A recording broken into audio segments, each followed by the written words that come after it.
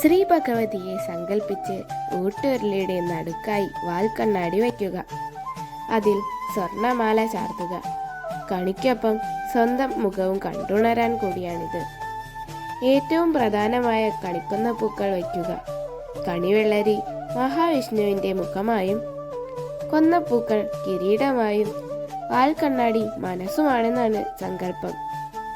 ഇതിൻ്റെ തൊട്ടടുത്തായി ഓട്ടുതാലത്തിൽ അലക്കിയ കസവുമുണ്ട്, ഗ്രന്ഥം, കുങ്കുമച്ചെപ്പ്, കൺമഷി, വെറ്റില, അടയ്ക്ക, നാണയത്തൊട്ടുകൾ എന്നിവ വയ്ക്കുക.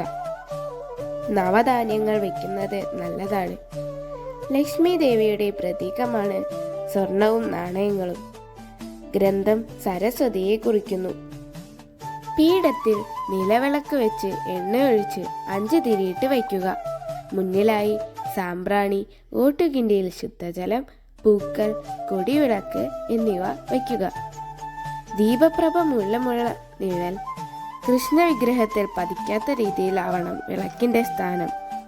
വിഷുദിനത്തിൽ നിലവിളക്കിൻ്റെ സ്വർണ്ണ വെളിച്ചത്തിൽ ഉണ്ണിക്കണ്ണനെയും ധനവും ധാന്യങ്ങളും ഫലങ്ങളും കണി കണ്ടുണരുമ്പോൾ ഐശ്വര്യപൂർണമായ ജീവിത കാലഘട്ടമാണ് നാം ഓരോരുത്തർക്കും ലഭിക്കുന്നത്.